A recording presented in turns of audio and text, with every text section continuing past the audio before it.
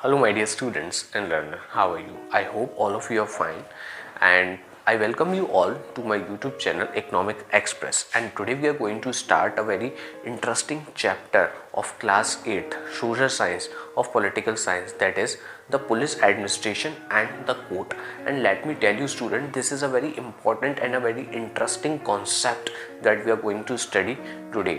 तो बच्चों इस चैप्टर में हम लोग एफआईआर के बारे में समझने वाले हैं, सीखने वाले हैं, एक कंप्लेन को कैसे लॉन्च किया जाता है ना। पुलिस एडमिनिस्ट्रेशन जो सिस्टम होता है उसके अंदर कौन कौन होता है, जैसे एसपी के बारे में आप सबने सुना होगा, डीएसपी के बारे में आपने सबने सुना होगा, एसएचओ के बारे में आप सबने सुना होगा। तो इसी प्रकार से ये जो पूरी श्रृंखला है ना, इसमें कौन कौन आता है अलग अलग लेवल पे। पब्लिक प्रोसिक्यूटर क्या होता है, कोर्ट्स का क्या रोल है। तो ये जो चैप्टर है आप लोगों के लिए बहुत इंटरेस्टिंग होगा, है ना, और ये कॉम्पिटिटिव एग्ज़ाम के लिए भी बहुत ज़्यादा इम्पॉर्टेंट है।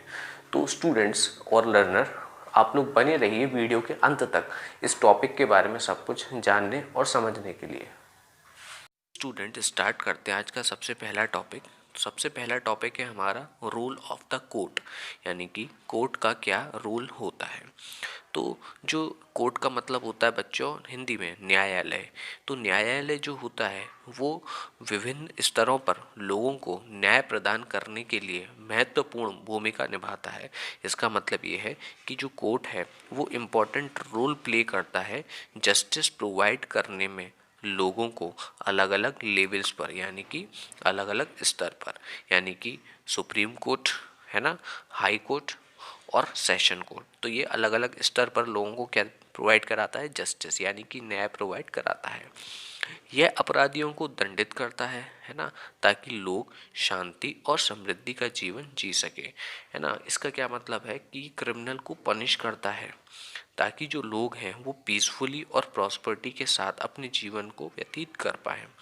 जो कोर्ट है वो हेल्प करता है किसकी, डेमोक्रेटिक गवर्नमेंट की। ठीक है, डेमोक्रेटिक गवर्नमेंट की ये कैसे हेल्प करता है कि गवर्नमेंट की जो पावर है उसको हमारा जो कॉन्स्टिट्यूशन है उसको क्या कर देता है, उन पावर को लिमिटेशंस लगा देता है कि गवर्नमेंट ये काम कर सकती है और गवर्नमेंट ये काम नहीं कर सकती। तो इस प्रकार की जो रोक है वो किससे लगती है बच्चों, वो लगती है हमारा कॉन्स्टिट्यूशन डिसाइड करता है कि गवर्नमेंट की क्या पावर है, गवर्नमेंट क्या कर सकती है और क्या नहीं कर सकती है। लेकिन ये काम कोर्ट का होता है ये देखना कि गवर्नमेंट कहीं कुछ गलत काम तो नहीं कर रही। तो इस पर जो फाइनल जो वर्डिक्ट होता है वो गवर्नमेंट का, वो कोर्ट का होता है। ठीक, आगे ये जो कोर्ट होती है ना, हमारे संविधान के संरक्षक के रूप में कार्य करती है। संरक्षक का मतलब होता है गार्डियन। तो जो गार्जियन के रूप में हमारे जो कॉन्स्टिट्यूशन है उसको क्या करती है, ये संरक्षक करती है ना। आगे हमारे मौलिक अधिकार का क्या मतलब होता है बच्चों, फंडामेंटल राइट। तो हमारे फंडामेंटल राइट्स को भी क्या करती है, प्रोटेक्ट करती है। तो ये सारे काम किसके होते हैं बच्चों, हमारे कोर्ट के। स्टूडेंट स्टार्ट करते हैं हमारा दूसरा टॉपिक। दूसरा टॉपिक है हमारा रोल ऑफ पुलिस, यानी कि जो पुलिस का क्या रोल है, यानी कि हम ये कह सकते हैं कि पुलिस की क्या भूमिका है। तो देखिए जो पुलिस है वो एक स्तंभ यानी कि एक पिलर का काम करती है, किसमें, एडमिनिस्ट्रेशन में। देखिए एडमिनिस्ट्रेशन यानी कि प्रशासन। तो प्रशासन जो है हमारा बिना पुलिस के वर्क नहीं कर सकता। तो एक ये जांच एजेंसी है। जांच एजेंसी का मतलब होता है इन्वेस्टिगेशन एजेंसी है पुलिस। अच्छा देखिए पुलिस जो है वो क्रिमिनल और कोर्ट के बीच में एक लिंक का काम करती है, क्योंकि वो क्रिमिनल को पकड़ती है और कोर्ट में पेश करती है और फिर कोर्ट डिसाइड करती है कि क्रिमिनल का क्या करना है और उसके ऊपर मुकदमा चलाया जाता है बच्चों। ठीक है, तो इस प्रकार से जो क्रिमिनल और कोर्ट के बीच में एक लिंक का काम करता है वो कौन है, पुलिस है। स्टूडेंट्स जो हमारा एडमिनिस्ट्रेटिव सिस्टम है उसने क्या किया है, उसने जो अलग अलग स्टेट्स हैं उन स्टेट्स को किस में डिवाइड किया है, डिस्ट्रिक्ट में। किसकी, जोग्राफिकल एरिया के हिसाब से अलग अलग स्टेट्स को नंबर ऑफ डिस्ट्रिक्ट में डिवाइड किया गया है। जैसे कि यूपी है एक स्टेट है, उसको अलग अलग जिलों में यानी कि अलग अलग डिस्ट्रिक्ट में क्या किया गया है, डिवाइड किया गया है, ताकि उस पर प्रशासन ठीक प्रकार से शासन कर सके। ठीक है स्टूडेंट्स, आपके सामने एक बहुत इंपॉर्टेंट इस चैप्टर का एक फ्लो चार्ट गिवन है। इस फ्लो चार्ट को हम देखते हैं और समझते हैं। जो डिस्ट्रिक्ट पुलिस है वो इस हिसाब से डिवाइडेड है अलग अलग लेवल पर, इसकी हिरार्की है। सबसे पहले जो सबसे बड़ा ऑफिसर है या सबसे बड़ा ओहदा है, सबसे बड़ा जो डेजिग्नेशन है वो होता है सुप्रिटेंडेंट ऑफ पुलिस, जिसको हम कहते हैं एसपी। उसके नीचे जो वर्क करता है वो होता है डेप्यूटी सुप्रिटेंडेंट ऑफ पुलिस, जैसे कि डीएसपी। अगला इंस्पेक्टर और एसएचओ यानी कि स्टेशन हेड ऑफिसर यानी कि एसएचओ। उसके बाद होता है सब इंस्पेक्टर। सब इंस्पेक्टर के बाद होता है बच्चों असिस्टेंट सब इंस्पेक्टर, ठीक। उसके बाद होता है हेड कांस्टेबल, और हेड कांस्टेबल के बाद होता है कांस्टेबल, और लास्ट में होता है वॉचमैन यानी कि चौकीदार। उस तरफ दूसरी तरफ अगर हम देखें तो पुलिस जो डिस्ट्रिक्ट पुलिस है वो हायरार्की में दूसरी तरफ गया है जेलर के रूप में, और जेलर के नीचे जो सबसे बड़ी पोजीशन होती है वो होती है डेप्यूटी जेलर, ठीक है। स्टूडेंट्स, अगला जो लेवल है वो है डिस्ट्रिक्ट कलेक्टर का। तो जो डिस्ट्रिक्ट कलेक्टर होता है वो रिस्पॉन्सिबल होता है लॉ एंड ऑर्डर मेंटेन करने के लिए, यानी कि कानून व्यवस्था मेंटेन करने के लिए हर डिस्ट्रिक्ट में। यानी कि अगर मैं बात करूं डिस्ट्रिक्ट की, तो सबसे ऊंची लेवल पे सबसे ऊंचा जो ओहदा होता है वो किसका होता है बच्चों? डीसी का, यानी डिस्ट्रिक्ट कलेक्टर का, है ना। इसका काम क्या होता है? कानून व्यवस्था को बनाए रखना, है ना, डिस्ट्रिक्ट लेवल पर। तो जो हाईएस्ट पुलिस ऑफिसर्स होते हैं, है ना, डिस्ट्रिक्ट लेवल में, उसको हम कहते हैं सुप्रिटेंडेंट ऑफ पुलिस, यानी कि पुलिस लेवल पर सबसे हाई जो ऑफिशियल डेजिग्नेशन है वो कौन सी है? एसपी। एसपी का मतलब बच्चों क्या है? Superintendent of police. हर जो डिस्ट्रिक्ट है वो डिवाइड होता है 6 सर्किल्स में, ठीक है ना। और हर सर्किल में एक क्या होता है बच्चों? किसके अंडर काम करता है? Supervision of district superintendent of police, यानी जिसको अपन क्या कहते हैं बच्चों? डीएसपी कहते हैं, ठीक है। दोबारा बताता हूँ मैं आप लोगों को। एक जो डिस्ट्रिक्ट होता है ना, वो डिवाइडेड होता है किस में? 8 सर्किल्स में। और हर सर्किल जो है वो किसके अंडर वर्क करता है? किसके सुपरविजन में वर्क करता है? डीएसपी के सुपरविजन में, जिसको अपन क्या कहते हैं बच्चों? डीएसपी कहते हैं, ओके। और हर सर्कल में बच्चों 10 पुलिस स्टेशन होते हैं, जिसको हम लोग क्या भी कहते हैं? थाने के नाम से भी जानते हैं, है ना। Each police station is under the control of inspector. Her police station किसके सुपरविजन यानी कि कंट्रोल में होता है? इंस्पेक्टर के, है ना। There are other officers in thanas, है ना। मतलब थाने का मतलब क्या बताया था मैंने आपको? Police station. तो पुलिस स्टेशन में बाकी के कुछ अन्य ऑफिशियल्स भी होते हैं, जैसे कि sub inspector, assistant inspector, head constable. ये सभी वर्क करते हैं किसके सुपरविजन में? इंस्पेक्टर के सुपरविजन में। जो चौकीदार होता है वो विलेज लेवल पर अपॉइंट किया जाता है, और वो हेल्प करता है पुलिस की, ताकि पुलिस क्रिमिनल्स को पकड़ सके। आप सबके सामने एक पिक्चर मैंने प्रेजेंट की है, ये एक पुलिस स्टेशन की पिक्चर है ना। और इसमें देखिए क्या लिख रहा है? थाना डिफेंस कॉलोनी न्यू दिल्ली। तो ये थाने का क्या मतलब? एक पुलिस स्टेशन है ना। और इसमें जगह का नाम भी देखिए बच्चों मेंशन है ना। आप सभी ने इस प्रकार के पुलिस स्टेशन देखे होंगे। Students, there is a jail in each district, यानी कि हर जिले में एक जेल होता है ना। और जेल का जो सुपरवाइज़र या सुपरविजन किसके द्वारा होता है? जेल का, यानी कि जेल का सबसे बड़ा अधिकारी ऑफिशियल हम किसको कहते हैं? जेलर को कहते हैं, है ना। और जेलर के नीचे जो सबसे बड़ी डेजिग्नेशन या पोस्ट है उसको हम क्या कहते हैं? डेप्यूटी जेलर, यानी कि जो डेप्यूटी जेलर होता है वो असिस्ट करता है किसको? जेलर को, ठीक है। तो जो पुलिस है उसका जो मेन फंक्शन है वो ये है कि जांच करना, जांच का मतलब इन्वेस्टिगेट करना, और कंप्लेन को लॉन्च करना, है ना, किसके खिलाफ? जो भी क्राइम हुआ है ना। The main aim of the investigation is to record the statement of witness and collect evidence related to the crime committed.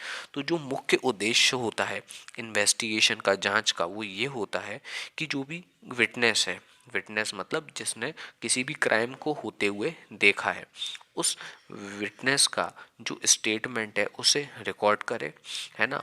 और जो भी एविडेंस हैं, जो भी गवाह हैं या जो भी सबूत हैं उनको कलेक्ट करे, और क्राइम से रिलेटेड जो भी इस प्रकार के एविडेंस है या फिर जो विटनेस है ना, उनको कोर्ट में क्या करे? वो प्रेजेंट करे। It is not the duty of the police to decide whether a person is a guilty or not। तो ये पुलिस का कार्य नहीं है, पुलिस का फंक्शन नहीं है कि वो ये डिसाइड करे कि जिस व्यक्ति को उसने पकड़ा है उसने वो क्राइम कमिट किया है या फिर नहीं किया है, मतलब पर्सन गिल्टी है या फिर नहीं है, मतलब दोषी है या फिर नहीं है ना। ये कार्य किसका होता है, ये डिसाइड करने का, जिस पर्सन को पकड़ा गया है वो गिल्टी है यानी दोषी है या नहीं है, वो डिसाइड करता है कोर्ट। ठीक, पुलिस का काम है कि जो भी विटनेस है या जो भी गवाह हैं या फिर जो भी एविडेंस सबूत हैं, वो सभी सबूत है ना व्यक्ति विशेष के खिलाफ हमें कहाँ प्रेजेंट करने होते हैं, पुलिस को कहाँ प्रेजेंट करने होते हैं, कोर्ट में प्रेजेंट करने होते हैं। और कोर्ट में जो जज होता है वो उन सबूतों के आधार पर है ना और उन विटनेस के आधार पर ये डिसाइड करता है कि व्यक्ति दोषी है या फिर नहीं है। ठीक है, कोर्ट ने कुछ निर्देश जारी किए होते हैं पुलिस के लिए, तो उसी हिसाब से पुलिस को अपनी वर्क करना होता है। तो कुछ गाइडलाइंस यानी कि कुछ निर्देश हैं जो कि कोर्ट ने दिए हैं पुलिस को और उसको वो फॉलो करने होते हैं। तो क्या गाइडलाइंस है, तो अरेस्ट के समय पर जब किसी व्यक्ति को अरेस्ट किया जाता है, पकड़ा जाता है पुलिस के द्वारा, तो उसको कुछ नियम फॉलो करने होते हैं। पहला, note down the time and proper place. जिस समय किसी व्यक्ति को अगर वो अरेस्ट कर रही है यानी पकड़ रही है पुलिस, तो उस समय का समय दर्ज करना होता है और जगह दर्ज करनी होती है। नॉट टू टॉर्चर, बीट और shoot anyone during the investigation process. और जांच करते समय किसी भी व्यक्ति के बारे में वो किसी भी व्यक्ति को टॉर्चर नहीं कर सकती है ना, बीट यानी कि मार नहीं सकती और शूट नहीं कर सकती यानी गोली नहीं चला सकती। To conduct investigation in accordance with the law, है ना। तो जो भी जांच पुलिस को करनी है वो नियम के खिलाफ नियम से ही करनी होगी, यानी कि कॉन्स्टिट्यूशन जो अधिकार देता है एक पुलिस वाले को, उस पुलिस वाले को उन अधिकार को मद्देनजर रखते हुए उन लॉ को फॉलो करते हुए ही इन्वेस्टिगेशन करनी होगी। यानी कि वो ये है कि किसी भी व्यक्ति को वो पुलिस वाला कभी भी टॉर्चर नहीं कर सकता, मार नहीं सकता या शूट नहीं करता। तो संविधान इस प्रकार का अधिकार किसी भी पुलिस वाले को नहीं देता है। To show full respect of human rights, है ना, किसी भी मानव के जो अधिकार हैं उन मानव के अधिकार का पालन करते हुए, उनको रिस्पेक्ट करते हुए ही पुलिस वाला किसी व्यक्ति को क्या कर सकता है, अरेस्ट कर सकता है। ठीक है, सो स्टूडेंट्स हमारा जो नेक्स्ट टॉपिक है वो है रोल ऑफ पब्लिक प्रोसिक्यूटर। तो बच्चों समझ लेते हैं पहले कि पब्लिक प्रोसिक्यूटर होता कौन है। तो ये वो पर्सन होता है जो कि अपॉइंट किया जाता है सेंट्रल गवर्नमेंट द्वारा या स्टेट गवर्नमेंट द्वारा, ठीक, और जो रिप्रेजेंट करता है केस को गवर्नमेंट के बिहाफ पर। तो जो मेन रोल होता है पब्लिक प्रोसिक्यूटर का वो क्या होता है कि जस्टिस दिलाना, किसको, पब्लिक को। तो पब्लिक की तरफ से लड़ता है, गवर्नमेंट की तरफ से लड़ता है। हम कह सकते हैं एक प्रकार से सरकारी वकील। तो सरकारी वकील किसके लिए लड़ेगा, सरकार के लिए लड़ेगा बच्चों। तो इसी को अपन क्या कहते हैं, पब्लिक प्रोसिक्यूटर। ओके, तो अब समझने की कोशिश करते हैं कि पब्लिक प्रोसिक्यूटर का रोल क्या है। तो जो पब्लिक प्रोसिक्यूटर है सबसे पहले उसको अपॉइंट कौन करता है, गवर्नमेंट, ठीक, उसको पेड कौन करता है, गवर्नमेंट, पेड भी करती है और अपॉइंट भी गवर्नमेंट करती है। उसका मेन पर्पस या मेन फंक्शन ये होता है कि वो सोसाइटी को क्रिमिनल से क्या करे, ओफेंड करे यानी कि बचाए, ठीक। Only those persons are eligible to become the public prosecutor who have successfully completed 7 year in bar association. देखिए मेरी बात सुन लीजिए, कौन सा व्यक्ति ऐसा है जो पब्लिक प्रोसिक्यूटर बन सकता है। यदि अगर आपको पब्लिक प्रोसिक्यूटर बनना है तो उसकी क्या एलिजिबिलिटी है, उसकी एलिजिबिलिटी ये है कि आपको एटलीस्ट 7 ईयर बार एसोसिएशन में वर्क करना होगा, ठीक है। दूसरा, आपको एग्ज़ामिनेशन क्लियर करना होगा जो कि state government time to time conduct करवाती है। तो उसी के बाद आप पब्लिक प्रोसिक्यूटर बन सकते हैं। और जो पब्लिक प्रोसिक्यूटर है वो अलग अलग प्रकार के प्रेशर क्या करता है, हैंडल करता है, ठीक है ना, क्योंकि उसके पास जो रिस्पॉन्सिबिलिटीज़ होती हैं वो बहुत बड़ी होती है क्योंकि उसको गवर्नमेंट को रिप्रेजेंट करना होता है, ठीक। तो हिज और her role began when the police conducted the investigation and filed a chargesheet in the court. देख लीजिए, अब प्रोसीजर मैं आपको बता रहा हूँ बच्चों। अब प्रोसीजर ये है कि कोर्ट में सबसे पहले जो व्यक्ति जिस पर केस चल रहा है उसको हम लोगों ने प्रेजेंट किया, पुलिस ने प्रेजेंट किया, ठीक है। उसके बाद जो पुलिस ने उसके ऊपर चार्जशीट फाइल की, है ना। चार्जशीट फाइल करने के बाद प्रेजेंट कर दिया। अब उसके बाद जो रोल था वो स्टार्ट हुआ किसका, पब्लिक प्रोसिक्यूटर। पब्लिक प्रोसिक्यूटर है ये एम्प्लॉय है किसका, कोर्ट का। ये पुलिस के बिहाफ पर उस केस को आगे बढ़ाता है, ठीक है ना। जो केस पुलिस ने प्रेजेंट किया है ना, चार्जशीट जो प्रेजेंट की है उस केस को आगे बढ़ाएगा, ये उसको रिप्रेजेंट करेगा पुलिस के बिहाफ पर पब्लिक प्रोसिक्यूटर, ठीक है ना। सारे जो सबूत यानी कि जो एविडेंस और जो फैक्ट होंगे वो कोर्ट के सामने प्रस्तुत करेगा, है ना। और कोर्ट फिर डिसाइड करेगा whether the person is guilty और नॉट। ओके, सो स्टूडेंट्स, हमने इस चैप्टर में कोर्ट का रोल देखा, पुलिस का रोल देखा, देखा कि जो हिरार्की होती है उसमें सबसे ऊपर SP, DSP, SHO, sub inspector, है ना, assistant sub inspector, head constable, constable और चौकीदार आते हैं। पुलिस स्टेशन के बारे में देखा हम लोगों ने, थाना, चौकीदार, है ना। रोल ऑफ पब्लिक प्रोसिक्यूटर देखा। तो किसी भी टॉपिक में अगर बच्चों आपको कोई भी प्रॉब्लम है तो आप मेंशन कर सकते हैं अपनी प्रॉब्लम को कमेंट बॉक्स में, और इस वीडियो के लास्ट तक आप लोग बने रहिए। फ्रेंड्स, हम यहाँ पर देखते हैं कि एक जज का क्या रोल होता है। जज सबसे मेजर रोल प्ले करता है ना। केस की सारी डिटेल सुनता है, जो भी एविडेंस मिले हैं, जो भी विटनेस की डिटेल है उसको केयरफुली एग्जामिन करता है, और सभी पॉसिबल एविडेंस और विटनेस को मद्देनज़र रखते हुए ही वो, है ना, नेक्स्ट हियरिंग का टाइम देता है अगर उसको लगता है कि ज़रूरी है ना। पुलिस को डायरेक्ट करता है कि अगर ज़रूरत है तो वो फर्दर इन्वेस्टिगेशन भी करती है ना। और इन सारी चीज़ों के बाद ही वो अपना जो फाइनल डिसीज़न है या फाइनल जो वर्डिक्ट है वो सुनाता है, ठीक है स्टूडेंट्स। अब हमारा जो नेक्स्ट टॉपिक है वो इस चैप्टर का सबसे इम्पॉर्टेंट टॉपिक है बच्चों, जिसके लिए आप लोग रुके हुए थे। टॉपिक है how to file an FIR, है ना। एफआईआर क्या होता है और उसको कैसे फाइलिंग की जाती है। Okay students, so students, FIR means first information report. ये रिकॉर्ड की जाती है पुलिस ऑफिसर के द्वारा जो ऑन ड्यूटी होता है, और ये जो शिकायत यानी कि जो एफआईआर होती है ये दर्ज कराई जाती है पीड़ित व्यक्ति के द्वारा या पीड़ित व्यक्ति के किसी पर्सन के द्वारा या किसी अन्य पर्सन के द्वारा, ठीक। क्योंकि ये सबसे पहली इंफॉर्मेशन होती है जो कि क्राइम की रिपोर्ट की जाती है, इसीलिए इसका नाम दिया गया है बच्चों फर्स्ट इंफॉर्मेशन रिपोर्ट, है ना। Because it is the very first information about the offence. Crime के बारे में ये सबसे पहली इंफॉर्मेशन होती है। दिस इंफॉर्मेशन इज रिटन, ये जो इंफॉर्मेशन होती है रिटन होती है और रिकॉर्ड होती है पुलिस स्टेशन में। With the filing of an FIR, जैसे ही हम फाइल करते हैं एफआईआर को, जो इन्वेस्टिगेशन है वो स्टार्ट हो जाती है क्राइम की। मतलब जो भी क्राइम हुआ है उसकी इन्वेस्टिगेशन, जांच शुरू हो जाती है। तो स्टूडेंट्स, मैं आपको एक स्टोरी सुनाता हूँ, उस स्टोरी की मदद से हम जानते हैं कि एफआईआर क्या होता है। तो स्टोरी स्टार्ट होती है रोहन और उसके फादर के साथ। तो रोहन और उसके फादर ट्रेड फेयर के लिए लक्ष्मी नगर से अपनी कार में निकले। अच्छा, बीच रास्ते में he got in a very heavy traffic jam, है ना, और वो एक हैवी ट्रैफिक जैम में फंस गए। और उसी समय एक मोटरसाइकिलिस्ट ने हिट किया उनकी कार को पीछे से बहुत बुरी तरीके से, यानी कि उनकी कार को उसने, कार में जाके उसकी बाइक टकरा गई और बहुत बुरी तरीके से हिट हुआ उस समय, और उसकी जो कार थी उसको बहुत ज़्यादा डैमेज हुआ। तो जो रोहन के फादर थे इस बात पर बहुत एंग्री हो गए, क्योंकि उनकी जो कार थी वो बहुत ज़्यादा डैमेज हो चुकी थी, और वो व्यक्ति के साथ लड़ना उन्होंने शुरू कर दिया। सडनली उनके जो फादर थे उनको कुछ याद आया, है ना, और उन्होंने लड़ना बंद कर दिया और उन्होंने उस व्यक्ति को जाने दिया जिस व्यक्ति ने उनकी कार को डैमेज किया था। जो रोहन था इस बात से, अपने फादर के रिएक्शन से काफ़ी ज़्यादा सरप्राइज हो गया, और रोहन ने नोटिस किया कि उसके फादर उस मोटरसाइकिल वाले पर्सन का जो नंबर प्लेट पे नंबर लिख रहा होता है ना मोटरसाइकिल का बच्चों, उसको नोट कर रहे हैं। और उन्होंने अपने फादर से पूछा यानी कि जो रोहन थे उन्होंने अपने फादर से पूछा, dad why are you writing this number.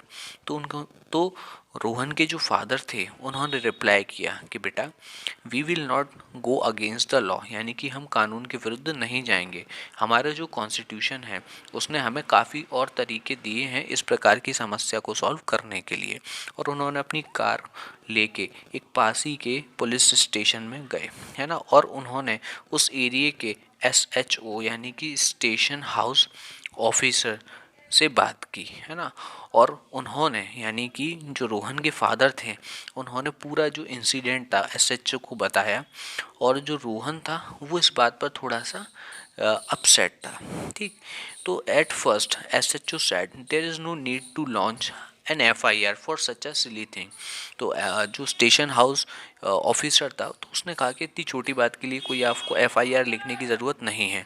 लेकिन जो रोहन के फादर थे उन्होंने SHO को फोर्स किया, ठीक है, और उन्होंने अपनी डैमेज कार भी दिखाई SHO को, ठीक है। उसके बाद जो ऑफिसर था, है ना, उस ऑफिसर ने रोहन के फादर को एक FIR का फॉर्मेट दिया ताकि वो कंप्लेंट को फाइल कर सके। After launching the FIR launch करने के बाद रोहन अपने फादर से पूछता है कि dad why did you launch FIR and why do we need it.